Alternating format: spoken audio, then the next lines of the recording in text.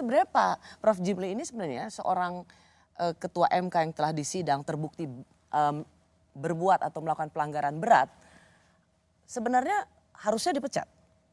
Kalau menurut dissentingnya Pak Bintan Saragih, itu diberhentikan tidak hormat dari anggota. Oke, dan seharusnya karena memang ketentuan PMK itu bagi Pak Jimli sendiri harusnya memang ketua MK yang terbukti melakukan pelanggaran berat secara etik, mempengaruhi hakim yang lain, cacat moral. Apakah memang seharusnya ketua MK ini tidak saja dipecat jadi ketua MK, tapi juga diberhentikan sebagai hakim konstitusi? Ya bisa begitu. Harusnya begitu. Tapi kan kita bermusyawarah nih bertiga.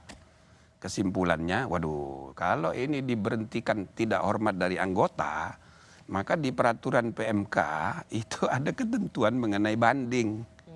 Jadi ketua MK, putusan MK tidak final, gitu loh. Nah, sedangkan yang kita masalahkan ini atau yang diberhentikan ini sedang menduduki jabatan ketua, dia yang akan membentuk majelis banding. Ya.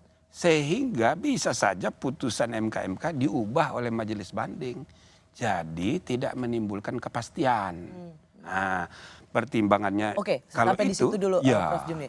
Artinya memang tidak ada instrumen yang memadai untuk memastikan dia dipecat, tetapi kemudian tidak ada hak untuk banding, gitu kan? Ya, eksplisit dalam peraturan Mahkamah Konstitusi, dia harus diberi hak untuk membela diri dalam kalau majelis. dipecat. Kalau dipecat tidak hormat dari anggota.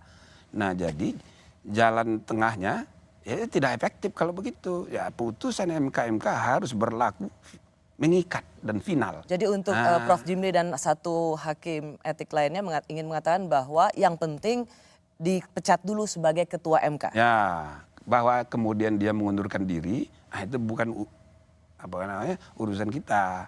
Itu kan soal rasa malu misalnya. Kan bisa saja dengan dorongan dari berbagai pihak dia mengundurkan diri. Tapi bukan MK yang memutus, kesadaran sendiri. Nah, tapi tadi kan sudah dijawab tidak akan mundur. Kira-kira maksudnya tidak mundur dari anggota. Tidak akan mundur sebagai hakim konstitusi. Apa-apa. Prof. Jimli, dari pembelaan atau yang kami berikan judul sebagai perlawanan seorang ketua Mahkamah Konstitusi Anwar Usman itu adalah ia tidak merasa ada pelanggaran etik, dalam hal ini tidak ada benturan kepentingan. Jadi ia justru merasa ia dicari-cari kesalahannya. Prof. Jimli bagaimana menjawabnya? Karena ia tidak di mananya benturan kepentingannya. Ya, tapi saya membaca itu tadi ya, mendengar itu saya perhatiin, itu hanya reaksi spontan manusiawi saja. Tapi tidak ada kata-kata bahwa dia tidak menghormati putusan MK. Persis. Dan bahkan dalam rapat kemarin saya dengar, dia sudah tidak mendudukkan dirinya di ketua. Nah, dan apalagi sekarang terbukti dia ikut dalam pemilihan ketua, artinya dia terima. Secara prakteknya. Tapi dalam pembelaannya ada yang penting juga harus dijawab oleh Prof. Jimli.